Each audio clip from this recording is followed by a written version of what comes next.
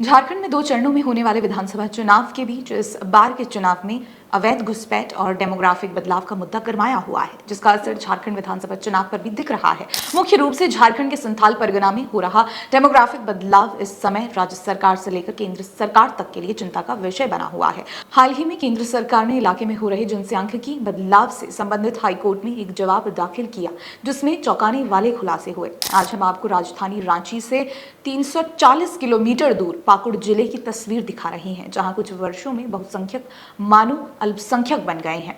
इन इलाकों में मुसलमानों की संख्या अधिक है। यहाँ पर रहना तो मुश्किल होता जा रहा है। दरअसल अब तो वहां से गुजरना भी किसी हिंदू के लिए खतरनाक हो सकता है। दरअसल झारखंड चुनाव को कवर करने पहुंची एक महिला पत्रकार के साथ कुछ ऐसा ही हुआ। जैसे ही उनकी टीम पाकुड़ के इस बस्ती में पहुंची, मुस्लिम समुदाय के लोगों ने उनकी गाड़ी को चारों तरफ से घेर लिया। इसमें बच्चों से लेकर बूढ़े तक मौजूद थे। उनकी गाड़ी पर हाथ मारे गए। इस दौरान महिला पत्रकार ने पहले तो समझाया कि आप गलत कर रहे हैं, हम यहाँ से सिर्फ गुजर रहे हैं, हमें रास्ता दे दीजिए। लेकिन ये लोग मानने को तैयार नहीं थे। आखिर में महिला को अपने बारे में बताना पड़ा कि वो लोग मीडिया से हैं और झारखंड चुनाव को कवर करने यहाँ आए हैं। तब जाकर उनकी गाड़ी वहां से निकल सकी। सोशल मीडिया पर यह वीडियो वायरल हो रहा है।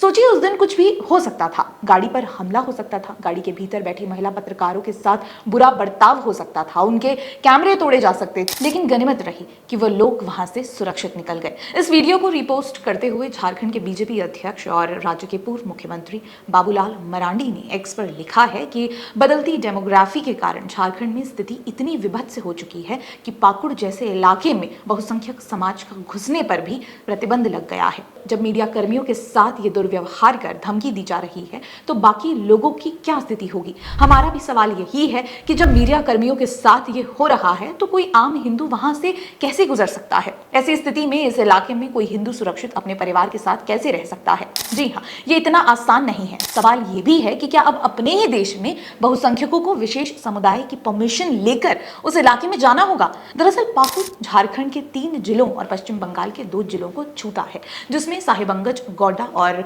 दुमका झारखंड में आते हैं। वहीं वीरभूम और मुर्शिदाबाद पश्चिम बंगाल के जिले हैं, जिसका मतलब है कि बंगाल के 2 जिलों से होकर झारखंड के इन जिलों में प्रवेश करना, यहाँ पहुंचना काफी आसान है। इसी का फायदा बांग्लादेशी रोहिंग्या उठाते हैं और अवैध तरीके से झारखंड के इन जिलों में प्रवेश कर यहाँ के आदिवासियों को बरगलाते हैं, इनके साथ मेल जोल बढ़ाते हैं।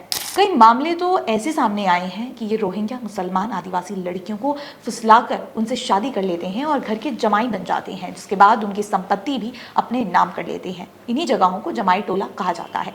पाकुड़ का ये इलाका अवैध बांग्लादेशी घुसपैठिए मुसलमानों का इलाका है। सबसे ज्यादा अवैध बांग्लादेशी मुसलमान इन्हीं इलाकों में रहते हैं। यहाँ हिंदू आदिवासी आबादी कम है। पश्चिम बंगाल के बॉर्डर से सटे होने के कारण पाकुड़ भी जमाई टोला बनता जा रहा है। मीडिया रिपोर्ट्स के मुताबिक बांग्लादेश की सीमा से सटे झारखंड के कुछ इलाके में कुछ जमाई ऐसे जम गए हैं कि पूरे के पूरे इलाके की डेमोग्राफी बदल कर रख दी है। यहाँ इतने जमाई राजा आकर बस गए हैं कि इलाके को नाम ही दे दिया गया है।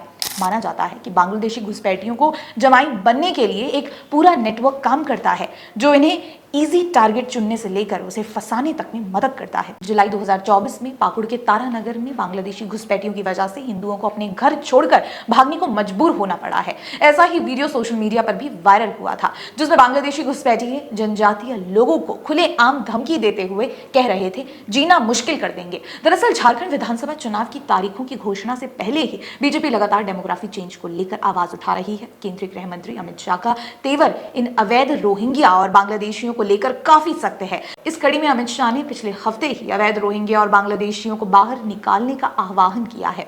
इससे पहले भी अमित शाह ने झारखंड में अवैध घुसपैठ को लेकर चिंता जताई है। अमित शाह ने कुछ दिनों पहले ही अपनी चुनावी यात्रा के दौरान कहा कि हमारे झारखंड में जिस प्रकार से घुसपैठ हो रही है, अगर इसी प्रकार से चला तो 25 से 30 साल में ये घुसपैठिए यहाँ बहुमत में आ जाएंगे। ये हमारी सभ्यता को नष्ट कर रहे हैं, हमारी संपत्ति को हड़प रहे हैं, हमारी बेटियों के साथ अलग अलग प्रकार से नकली शादी रचा रहे हैं, हमारे रोजगार को लूटने का काम कर रहे हैं। उन्होंने जनता से अपील की कि आगामी विधानसभा चुनाव में झारखंड की सरकार को उखाड़ फेंकें।